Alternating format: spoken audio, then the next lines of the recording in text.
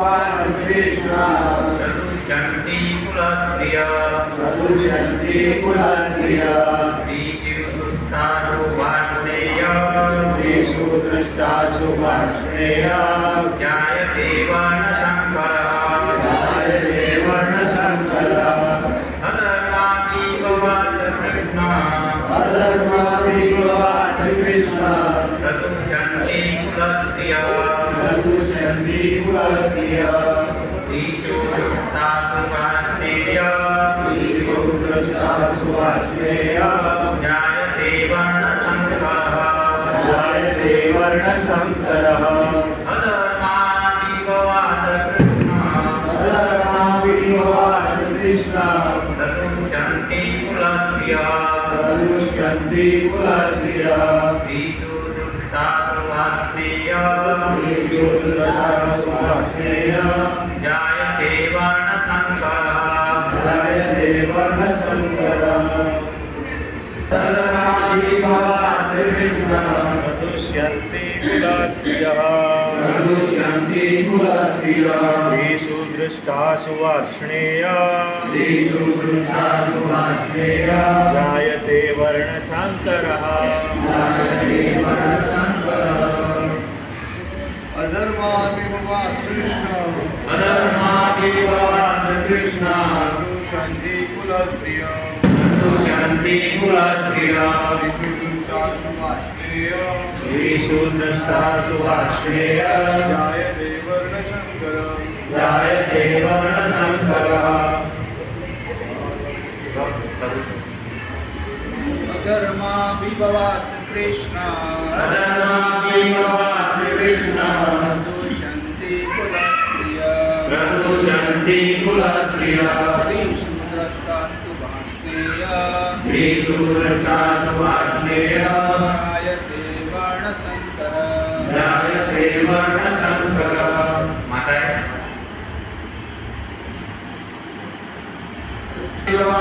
कृष्ण प्रदुषन्ति कुलस्त्रियः श्रीशूद्रष्टासु वार्ष्णेय जायते वर्णशङ्करः બીજો કોઈ માતાજી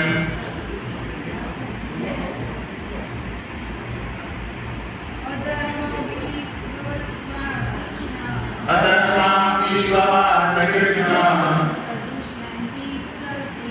प्रदुषन्ति कुलस्त्रियः श्रीशूद्रष्टासु वार्ष्णेय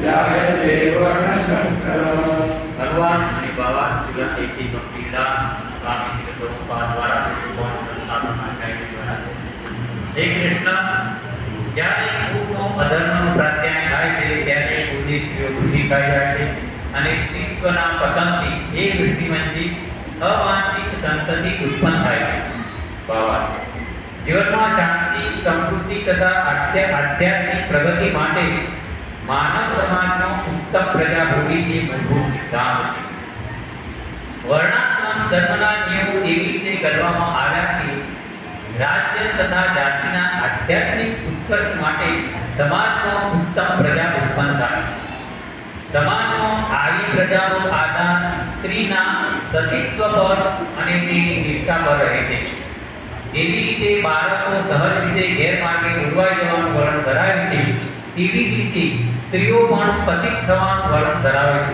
માટે બાળકો તથા સ્ત્રીઓ બંને માટે પરિવારના વડીલ સભ્યોનું સંરક્ષણ જરૂરી છે વિવિધ ધાર્મિક પ્રથાઓમાં પરોવાયેલી રહેવાથી સ્ત્રીઓ વ્યભિચારના કુરૂપ માર્ગે દોરવાશે નહીં ચાણક્ય પંડિતના મતે સ્ત્રીઓ સામાન્ય રીતે બહુ બુદ્ધિશાળી હોતી નથી અને તેથી તેઓ વિશ્વસનીય નથી માટે તેમને વિવિધ પુરાચારોમાં પરોવાયેલા રહેવું જોઈએ અને એ રીતે તેમના સતીત્વ તથા સ્વાર્પણથી એવી પ્રજા ઉત્પન્ન થશે કે જે વર્ણાશ્રમ ધર્મમાં સહભાગી થવા માટે યોગ્ય હશે આવા વર્ણાશ્રમ ધર્મના વિનાશથી સ્વાભાવિક રીતે સ્ત્રીઓ ઈચ્છાનુસાર કાર્ય કરવા અને પુરુષો સાથે ભળવા શક્તિમાન બને છે અને તેથી અવાંછિત પ્રવૃત્તિના જોખમે વ્યભિચારને સચેત છૂટ મળે છે. તે જવાબદાર માણસો પણ સમાજમાં વ્યભિચારને પ્રોત્સાહન આપે છે, જેથી માનવ જાતિને યુદ્ધ તથા મહામારીનું જોખમ ભોગવવું પડે નહીં.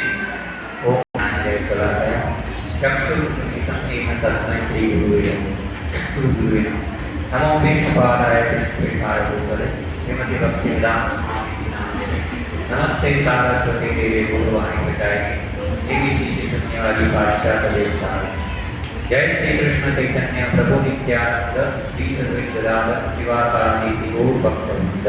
हरे कृष्णा कृष्णा कृष्ण हरे हरे हरे राम राम हरे कृष्णा. આજના શ્લોકમાં ખાસ કરીને અર્જુને સમાજના ઉત્કર્ષ માટે માતાજીઓની મુખ્ય જવાબદારી શું છે તે વર્ણન કર્યું છે. માતાજીના સ્ત્રીના સતીત્વ ઉપર આખા સમાજનો મૂળભૂત આધાર રહેલો છે. એટલે અહીંનો માતાજીઓનું બીજું દેખા હરે કૃષ્ણ કૃષ્ણ હરે હરે રામ રામ હરે. અહીંયા કહ્યું છે માનવ જાતિને યુદ્ધ તથા મહામારીનું જોખમ રહેવું પડે છે. જ્યારે સ્ત્રીઓ દૂષિત થાય, વ્યભિચારના માર્ગે જાય અને જે સંતાન હોય એ જ્યારે સ્ત્રી દૂષિત થાય સંતાન સારું પાકવાનું નથી, ખરાબ જ પાકે. અને શું કરે? સમાજમાં ઉત્પાદ મચાવે. શું કરે? ઉત્પાદ મચાવે. આપણે જોઈએ જમીન બગડી ગઈ હોય તેમાં ખેડૂતો ક્યાં હોય છે સારો પાક થાય, ભરપૂર જમીન હોય તો જ સારું થાય. એવી રીતે માતાજીઓ જો દૂષિત થાય તો આખા સમાજને શું થઈ જાય? સેટલમેન્ટ શું થાય? બગડી જાય, પૂરવાઈ જાય. તો અહીંયા સરસ સમજવાનું છે. મહાભારતની અંદર સતી સ્ત્રીઓની 3 કથા છે. એટલે ઘણી બધી છે, પણ આજે આપણે જે છે 3 સતી સ્ત્રીઓની કથા છે. સ્ત્રીઓનું બહુ જ બધું મહત્વ છે. માતાજીઓ એટલે બધા આપણે નહીં કહેતા દેવીની પૂજા કરો, નારી શક્તિ, કેમ માતાજીઓ એટલું બધું કેમ મહત્વ આપવામાં આવે છે? સનાતન ધર્મમાં ખાસ કરીને સ્ત્રી શક્તિનું બહુ જ મહત્વ છે. બીજા બધા ધર્મોમાં ખબર નહીં, પણ સનાતન ધર્મમાં આપણે તો મહાભારતની અંદર 3 કથાઓ છે. ઘણી કથાઓ છે, પણ આપણે 3 કહીશું સંક્ષિપ્તમાં. પહેલી કથા છે નર દમયંતી. રાજા નર અને દમયંતી. કોણે સાંભળેલી? કેટલા ખબર છે નર અને દમયંતી વિશે? કેટલા જાણે? આપણે આપણા ધર્મ ગ્રંથો પૂરા જાણતા નથી. ખરેખર તો આ મહાભારત ખાસ કરીને વેદ છે બાળકો અને સ્ત્રીઓ અને શૂદ્રો એના માટે સ્પેશિયલ કેસમાં એનું વર્ણન કર્યું છે. એમાં આખા સમાજ માટેનું ઉત્કૃષ્ટ જે ભગવદ્ ગીતા છે આપણને પ્રાપ્ત થઈ. તો નર દમયંતીની કથામાં એવું છે જ્યારે યુધિષ્ઠિર મહારાજ જંગલની અંદર હોય છે, વનવાસની અંદર, એ વખત બધા ઋષિઓ, ધાર્મિક પુરુષો એટલે બધા ઋષિ અને મુનિઓ બધા શું કરે છે? પાંડવોના જોડે સાંત્વના આપવા જતા હોય છે. એવી રીતે એક વાર માર્કંડેય ઋષિ આવ્યા. માર્કંડેય ઋષિનું ખ્યાલ છે બધા? એ કેવા છે? અમર છે. 7 કલ્પ સુધી એમનું જીવન છે. કેટલા? 7. તો માર્કંડેય ઋષિને યુધિષ્ઠિર મહારાજે પ્રશ્ન પૂછ્યો કે મહારાજ એવો કોઈ દુઃખી ખરો? કોઈ એવું મહારાજ દુખિયારો વ્યક્તિ ખરો? અને આ એકદમ નિષ્પાપ સતી સ્ત્રી દ્રૌપદી જેવું કોઈ ત્યાં એ વખત માર્કંડેય મુનિ વનની અંદર, એ વખત વનની અંદર 14 વર્ષની ઉંમર, એ વખત યુધિષ્ઠિર મહારાજની કથા કહે છે નર દમયંતી. એમાં રાજા નર કેટલા દુઃખી થયા શ્રાપના કારણે, જુગાર ખેલવાના કારણે, અને તેમને પણ એમની પત્નીને કેટલી તકલીફ પડે બધું વર્ણન કરતા હોય. એની અંદર આ સતી સ્ત્રીનો સ્વભાવ કેવો હોય છે? ત્યારે નર રાજા દમયંતી રાણી બંને એમનો રાજપાટથી જુદા થઈ જાય છે, વનમાં જાય છે. વનમાં બંને શું થાય છે? વિકુટા પડી જાય છે. રાજા દમયંતીને છોડી અને જતો રહે. એ સમયે રાણી દમયંતી રાજાને ગોતી વનની અંદર શું કરે છે? વિલાપ કરતી હોય છે કે રાજા તમે ક્યાં છો, ક્યાં છો? તો જ્યારે ફરતી એને ખબર ના છે, જંગલની અંદર તો ઘણા બધા પ્રાણીઓ હોય, તો એની અંદર અજગરે રાણી શું કરી? પકડી લીધી.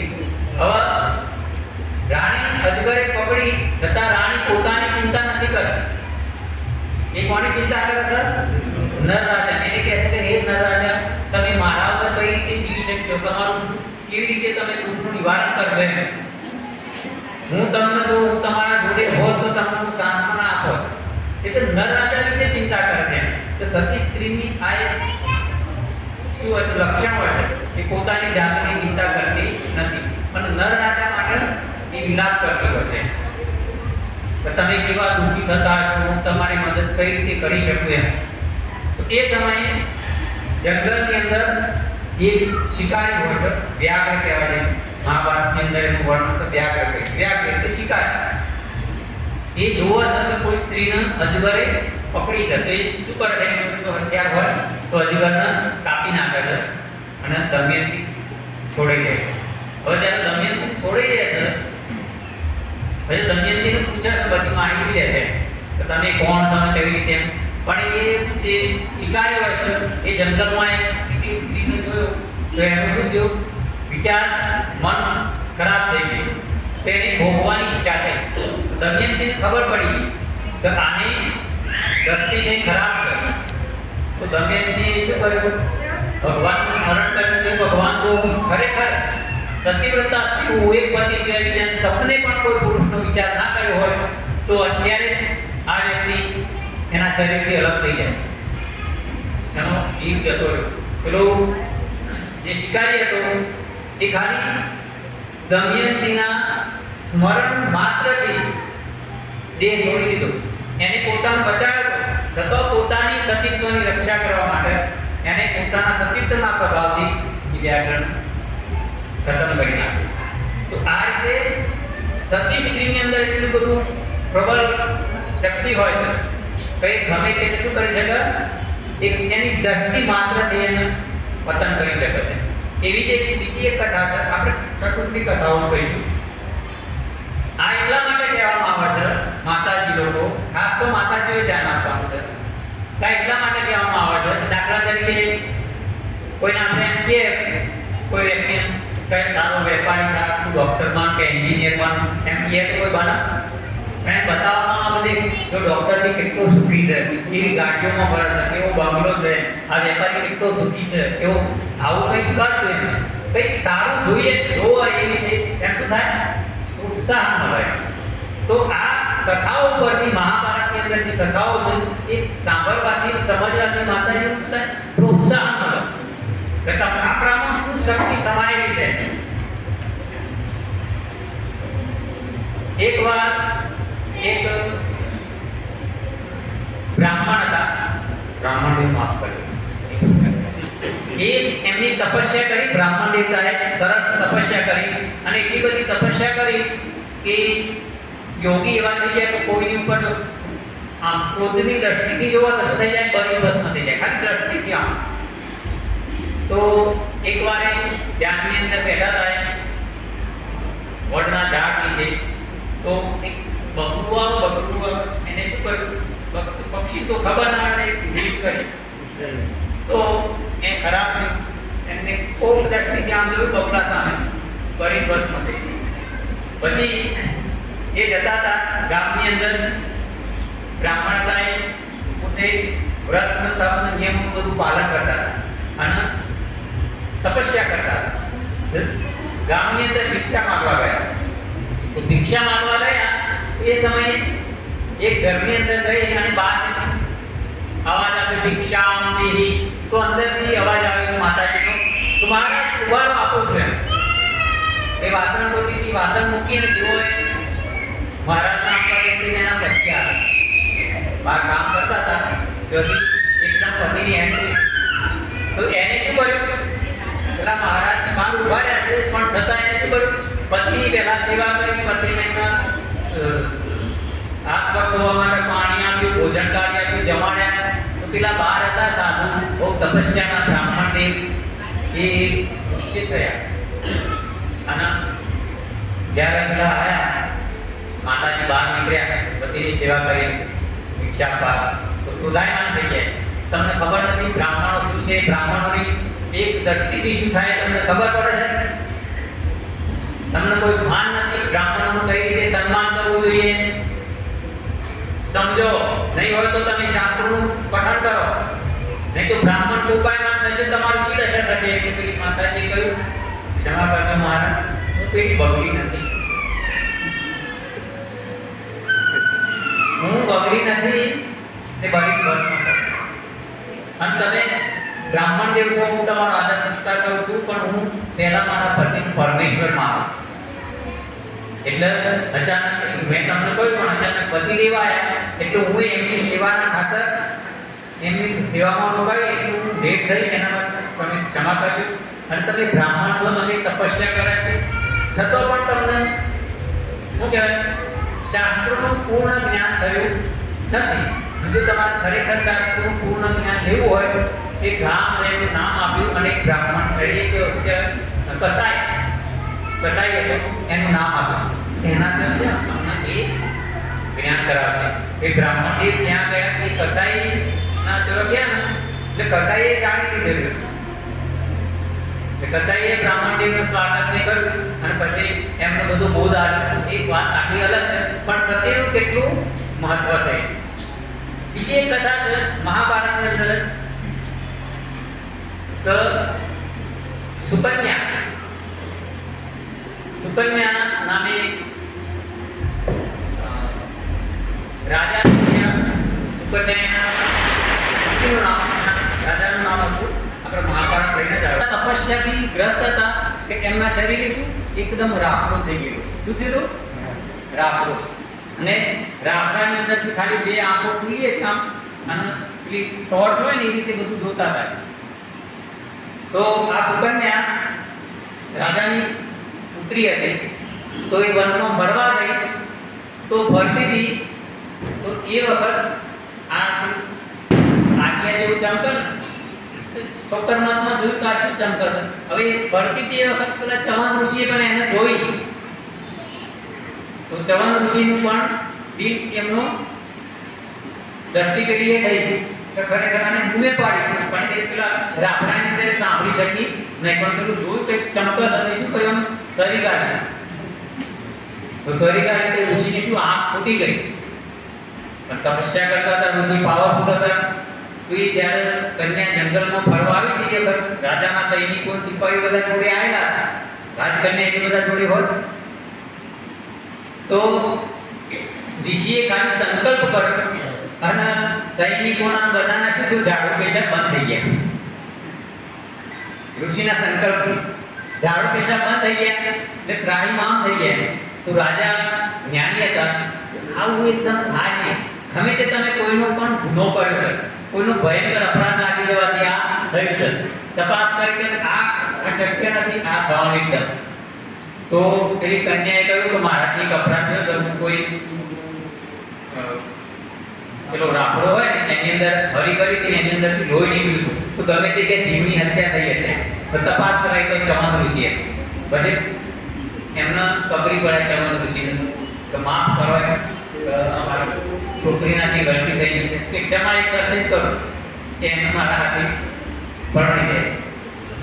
રાજાને ખબર હતી કે પરણાવીને તો વધારે શ્રાપ આપે તો આપણું રાજ્યનું બધું જતું રહેશે.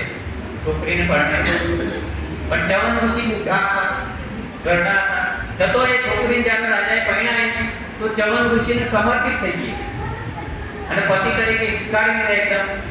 એક સમય જ્યારે સુકન્યા સ્નાન કરી રહી હતી ત્યારે સ્વર્ગના બે અશ્વિની કુમાર એમની એના ઉપર નજર પડી. એમની ઈચ્છા થઈ કે આ કન્યાને આપણે વરણ કરીને નીચે આવ્યા. સુકન્યાને કહ્યું તું અમારા હાથે અમારું વરણ કરી દે. સુકન્યાએ સ્પષ્ટ ના પાડી. તો હું મારા પતિને વરી ચૂકી છું અને બીજા બધા મારા માટે ભાઈ સમાન છે. હવે શક્ય નથી એમ. સતી સ્ત્રીની કેટલી તાકાત હોય છે. જો પેલા ઋષિ અશ્વિની કુમારો એટલું બધું સમજાવવા છતાં ના પાડે છે, તો અશ્વિની કુમારો ડિગ્રી લે પણ તનામે આ ઋષિને પણ અમારા જેવા સુંદર બની ગયા. પણ શરત એ કે એ જ્યારે સુંદર થાય ત્યારે તારા અમારા કર્ણમાંથી એકને પસંદ કરવાનું. સુકન્યાએ એના પતિ ચવન ઋષિને કહ્યું, આ અશ્વિનો કુમારો આવું કહે છે, શું આપણે કરવું છે એવું? ચવન ઋષિ કહે મંજૂર થઈ જાઓ. તો અશ્વિની કુમારોએ ચવન ઋષિને પકડી અને કુંડની અંદર ડૂબકી મારી અને બહાર નીકળ્યા તો ત્રણેય સરખા, એક જ ક્વોલિટીના, કોઈ ભેદ નહીં, ખબર જ ના પડે ચવન ઋષિ કોણ. પરંતુ સુકન્યાએ પોતાના પતિ પ્રત્યેના પ્રભાવથી ચવન ઋષિ ઓળખી કાઢ્યા અને એના હાથે એનું વરણ કર્યું. તો અશ્વિની કુમારોએ વરદાન આપ્યું. ચવન ઋષિને વરદાન આપ્યું અને સુકન્યાને વરદાન આપ્યું. આ પતિવ્રતા સ્ત્રીની શક્તિ છે. તો એ દેવતાઓને પણ શું કરે છે? નમસ્કાર. એવી બીજી એક ઘટના છે સાવિત્રી અને સત્યવાન. સત્યવાન અને સાવિત્રી તો માતાજી લગભગ કથાની ખબર છે કે સત્યવાન સાવિત્રી યમરાજ જોડેથી છોડેલા હતા. કોના જોડેથી? એ કથા છે અને એમાં એક આ કથા સરસ છે સાવિત્રી અને યમરાજની, એની સમજવા જેવી છે. આપણી જોડે ટાઈમ છે એ કથા કહી. તો જે સાવિત્રી દેવી સાવિત્રી માની કૃપાથી થયા. એટલે એમના જે પિતા ખરા સાવિત્રીના, એના પિતાએ ગાયત્રીનું પુરુષચરણ કર્યું. ગાયત્રી યજ્ઞના હોમ કેટલા 18 વર્ષ સુધી, કેટલા 18 વર્ષ સુધી ગાયત્રીની તપસ્યા કરી. તો સાવિત્રી દેવી પ્રસન્ન થયા અને પછી વરદાન માંગવા કહ્યું. તો એને કહ્યું કે મને સરસ સંતાન આપો. તો સાવિત્રી દેવીએ કહ્યું, હું સંતાન આપું છું, તારે કોઈ પ્રશ્ન ઉત્તર કોઈ કરવાનું નહીં. બ્રહ્માજીએ રચાથી હું તને સંતાન આપું છું, સરસ સુંદર એક સ્ત્રી તારા થશે. રાજાએ પછી કોઈ બોલવાનું રહ્યું નહીં. પહેલા સાવિત્રી દેવીએ બાંધી દીધા. તો કહેવાનો ભાવ કે દેવતાઓની આપણે બહુ બધી તપસ્યા કરીએ છતાં દેવતાઓએ સાવિત્રી દેવીએ બ્રહ્માજી જોડે રજા લઈને એને શું કરતું? વરદાન આપ્યું. એ પણ પુત્રી. તો સાવિત્રી દેવીના કારણથી પુત્રી થઈ અને એનું નામ પણ એને શું રાખ્યું? સાવિત્રી. સાવિત્રી જ્યારે મોટી થઈ પરણાવાળા એટલે એના પિતાએ કહ્યું કે આના માટે આપણે વરની શોધખોળ કરવી જોઈએ. રાજાએ ઘણી બધી શોધખોળ કરી પણ સાવિત્રીના લાયક કોઈ મૂર્તિઓ મળ્યો નહીં. એટલે રાજાએ પ્રેમથી સાવિત્રીને જ કહ્યું કે બેટા હું ઘણું શોધખોળ કરી પણ મને કોઈ મૂર્તિઓ મળે નથી. તું જાતે હવે તપાસ કર અને હું અહીંના બ્રાહ્મણો તારી જોડે, વૃદ્ધ બ્રાહ્મણો સાવિત્રી જોડે મોકલ્યા. સાવિત્રી થોડી સંકોચાઈ તો ખરી પણ પિતાની આજ્ઞા એટલે ફરી. પછી એને જંગલની અંદર આ સત્યવાનના પોતાના પતિ તરીકે વરણ કરવા માટે નક્કી કર્યું. કારણ કે એના પિતા એક રાજા હતા પણ આંધળા થવાથી એના પિતાનું રાજ બીજા રાજાઓએ જોડવી લીધું. પરંતુ એ જંગલમાં રહેતા છતોય એ રાજા, એની માતા અને છોકરાનો એટલું ધાર્મિક વર્તાવ, ધાર્મિકના જે સંસ્કારો જોઈ અને સાવિત્રીએ નક્કી કર્યું આજ મારો પતિ થશે. પછી ઘરે આવી એ વખત નારદ મુનિ પણ ત્યાં પધાર્યા. એ સમયે તો સાવિત્રીએ વાર્તા કરી કે હું આવી રીતે આ અમુક રાજા છે, એમના પુત્ર છે, એમને સત્યવાન કરીને એનું નામ છે અને એને પસંદ કર્યા છે. તો નારદ મુનિજીઓ બહુ ખરાબ થઈ ગયું. રાજા વિસામાં પડી ગયા. નારદની કેમ કે છે છોકરી એના પતિને પસંદ કરીને આવી છે, આ છોકરો હું પતિ તરીકે સ્વીકારવા તૈયાર છું. તો નારદ મુનિ એમ કેમ કહે? તો રાજાએ બધું પૂછ્યું કે મહારાજાનો શું ખામી છે? તો બધા પ્રશ્નો પૂછે છે કે સુંદર છે, એ ધાર્મિક છે, તો બધું નારદ મુનિ કહે છે બહુ સરસ છે. તો ખામી શું છે? કે 1 વર્ષ પછી એનું મૃત્યુ છે. કેટલા? 1 વર્ષ પછી મરી જવાનું સત્યવાન. તો રાજાએ પુત્રીને કહ્યું કે બેટા આપણે આવો સંબંધ કરવો નથી, 1 વર્ષ પછી મરી જશે એ વંશનું વર્ણન કરે છે. છોકરી કે ના, એકવાર મેં વર્ણન કરી લીધું, મેં એને પોતાના સ્વામી તરીકે સ્વીકારી લીધા, હવે હું આજે વિધવા થાઉં તો અને 100 વર્ષ પછી થાઉં, હવે હું પત્ની બદલવાની નથી. અને આપણા સમાજમાં 50-60 વર્ષ પહેલા પણ એવું હતું કે જ્યારે 12 લગ્નો થતા ને, મારા ગામની અંદર જ બેસતી હોય કે જેના 12 લગ્ન થઈ ગયા હતા અને એ પોતે સાસરે ગઈ જ નથી અને આખી જિંદગી વિધવા તરીકે, આખી જિંદગી. એકવાર પતિનો સ્વીકાર થઈ ગયો પછી તો જ્યારે સાવિત્રીએ નક્કી કર્યું તો હું હવે સત્યવાન વગર કોઈની જોડે મેરેજ કરીશ નહીં. તો રાજાને સામાનો પડી, નારદ મુનિ કે હવે જે થવાનું છે થઈ ગયું, હવે તમે રાજી ખુશી એનું નથી. તો જંગલની અંદર પેલા રાજા રાણી જંગલની અંદર રહેતા હતા, તેઓ રાજા જઈ અને કહ્યું કે તમે મારી દીકરીનો સ્વીકાર કરો. પેલા એ ના પાડી વાંધો હતો કે દેખો મારી જોડે રાજપાટ કશું છે નહીં, અમારી રાજકન્યા છોકરી એ અહીંયા જંગલમાં રહી શકતા નહીં, એટલે તમે સારો રાજાનો ત્યાં એનું કન્યા કે ના, મારી છોકરીએ સત્યવાનને વરણ કરી લીધું છે, એટલે હવે કોઈ શક્યતા નથી, તમે જે સિવાય બરોબર છો, મારી છોકરી સત્યવાનનું વરણ છે. તો પેલા એ નક્કી કર્યું એટલે મેરેજ કરી દીધું. સાવિત્રી દિવસ ગણતી, કારણ કે નારદ મુનિએ કહ્યું કે એમની વાત તો મિથ્યા થાય ને. 1 વર્ષ 4 દિવસ ભૂખતા હતા મૃત્યુના, અને એને એકદમ વ્રત ધારણ કરી દીધું. ચોથા દિવસે જ્યારે મૃત્યુનો દિવસ હતો, જે દિવસે સત્યવાનનું મૃત્યુ થવાનું, એ દિવસે જ્યારે જંગલની અંદર વાડો લઈને જતો હતો, તો સાવિત્રીએ ના સાસ સસુર જોડે રજામાં તો હું આજે સત્યવાન જોડે જંગલમાં જવા માંગુ છું. તો સાસ સસુર બહુ સારા હતા અને એની જે સાવિત્રી એ સાસ સસુરની સરસ સેવા કરતી હતી અને એટલી સેવા કરતી હતી, એની સેવાથી ખુશ હતા. તેમને આજ્ઞા આપી, આમ તો તે જંગલમાં જવા દેવાની ના જોઈએ, પણ તું એટલી બધી અમને અમારો દિલ જીતી લીધો છે તો અમે તને ના કહી શકતા નથી, એટલે તું જઈ શકે છે. જ્યારે જંગલમાં ગઈ અને એનો મરવાનો સમય થયો, પેલો ચક્કર કંઈ પડ્યો, યમરાજા આવ્યા. યમરાજા આવ્યા અને સાવિત્રીએ કહ્યું કે તમે કોણ છે? પેલો તો પડ્યો, સાવિત્રી તો બધી ખબર હતી ગાવામાં. યમરાજાએ પાંચમો બાંધી લીધો સત્યવાન. મહાભારતની અંદર સ્પષ્ટ વર્ણન છે, હિન્દીની અંદર છે, એટલું માનતો નથી, ગુજરાતીમાં બધા સમજે કે 1 અંગૂઠ જેટલા સત્યવાનનું શરીર હતું. સાવિત્રી જોયું કેટલા? 1 અંગૂઠ સ્પષ્ટ વર્ણન છે.